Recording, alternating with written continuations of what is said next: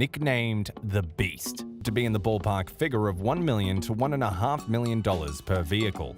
The door handle can deliver over 100 volts worth of electric shock to an enemy that ever gets there. Wow, I never thought that kind of car exists in this world. It's better than private jet.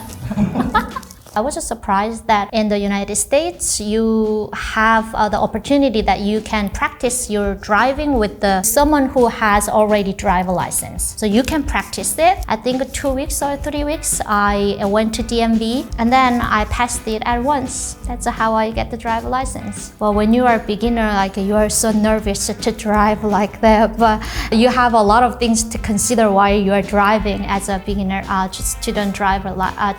And my friend got freaked out next to me, but eventually he said oh, don't worry, I will help you. So that memory is unforgettable because I just pushed the brake a lot and just almost shaking my car. It took me I think about a month to adjust to drive on highway. There are it's big and very people aggressively driving in LA, so it freaked me out. I bought a Kia, a Korean car. I didn't plan that kind of brand car, but I loved it. It's my first car in my life. It's hard to see a car, on the street in North Korea. So a lot of people don't follow the traffic lights. We just turn to left, turn to right, and check it. We cross the roads easily. It means there are not much cars in North Korea. You know what? One of my colleagues asked me what kind of car would you like to have? And I said,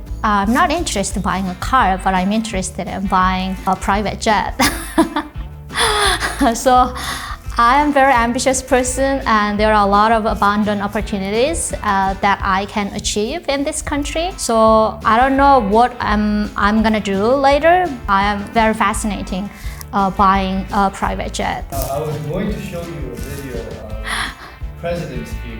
Oh yeah, it will be a different story then. It's called Beast. Oh, Beast? Mm-hmm. The Beauty and Beast? Yeah, that Beast. Oh, but it's a fancy look, so sturdy, I can say. That's my first impression. Car nicknamed the Beast, to be in the ballpark figure of $1 million to $1.5 million per vehicle. It is 18 feet long and it's approximated to weigh an insane 8 tons. Direct line to the Pentagon and the White House. Secure communication facilities, 5-inch thick bulletproof glass, and fiberglass fenders. Even with the insane protection, the only window in the Beast that opens is the driver's window, and only for the 3 inches necessary to allow communication with agents outside the car. More remarkable, at the press of a button, the door handle can deliver over 100 volts worth of electric shock to an enemy that ever gets that close. The Beast's bus-sized wheels are also out of this world. How much more protection could anyone have? Wow! Wow, I never thought that kind of car exists in this world. It's better than private jet. But they did show the President's private jet, which is Air Force One. This. So you'd rather have this or just a luxury car like the Beast?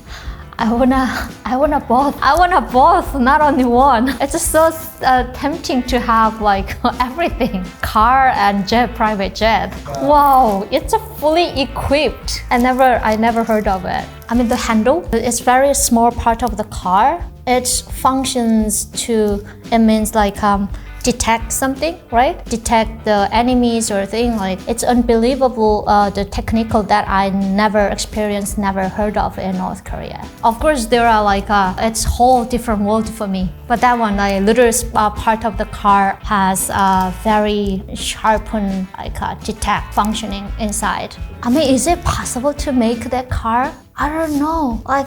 For me, it's unimaginable. The world where I lived and the world where I live now, I never experienced it. I never heard of it. So I can't even imagine without background the knowledges. I mean, even for you, someone who is from democratic countries, have experienced the abundant life, the style, it's are you gonna believe it? To make that kind of car is possible. For you, even it's difficult to understand. But for me, someone who is from North Korea, it's more difficult to digest that kind of technical products. I'm not surprising if Kim Jong-un has that kind of car, what president in the United States has, because one story I heard from the person from North Korea working with the North Korean government, he said when Kim Jong-il wanted to have the gelato, he sent the private jet to Italia to get the gelato because he wanted to eat. So I think the Kim dictators has like a lot of money nowadays. North Korean hackers are using the, like hacking the cryptos, and so I can say I'm not surprised that Kim Jong-un, if Kim Jong-un is willing to have that kind of car, I think he has money to offer. If this car was on the market and it's affordable, would you want this car or your Kia? Is it a question? Because you might think that this is actually going to be difficult to maintain and it's unhealthy. I mean, there is no any answer, like a better answer. I can say like this car, like a president car. I want to have experience all of things existed in this world. But ambition, but I want to happy as well. So from that background where I'm from, I didn't have much things like what I have now. So when I'm thinking about achieving a lot of things, at the same time I don't think about my happiness as well, because based on the human desire, you want to achieve more and more, but there is unlimited choices that you have to make for, and then there are a lot of things that you have to bear for to get it. So in the journey, I think I have to find a way that what makes me happy. The means for me to drive freely means for me it's having that dignity I never had in North Korea as a human being, because it's very simple thing in democratic countries. You have a car, you drive, it's your normal life. But back in North Korea, I never imagined that kind of lifestyle as an ordinary woman. So for me, like to drive freely in everywhere, whatever, it means like having that dignity I supposed to have as a human being when I was born in North Korea. If suddenly placed you right in North Korea right now and you drove a car there, what would people be thinking?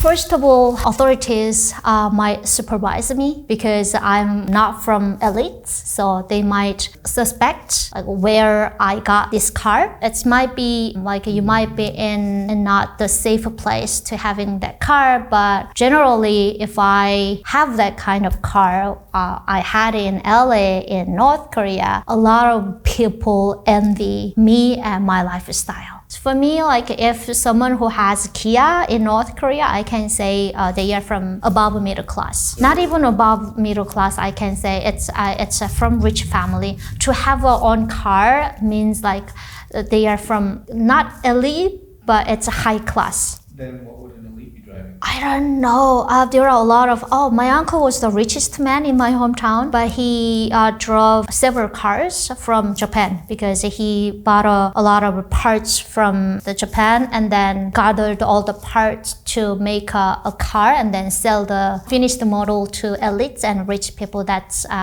his business was. So he used to drive the Japanese model. I forgot the name of the car. And then he even has a bench. I can say I feel like I'm a successful person because in North Korea, because of the patriarchy and role, like different roles of the genders, it's hard to see the woman is driving, and even like it's hard to see people have possess their own cars. But in South Korea, in America, it's as a middle class, you can buy a car, and even like poor people can buy a car and then drive. So for me, when I had my own car in LA, I feel like I must be successful in back in North Korea. Like what if I drive this car in North Korea? Like everyone stare at me and then saying like, oh, she is very successful, a woman like that. So I was so proud of me facing my life to get that freedom, the driving in LA in the United States.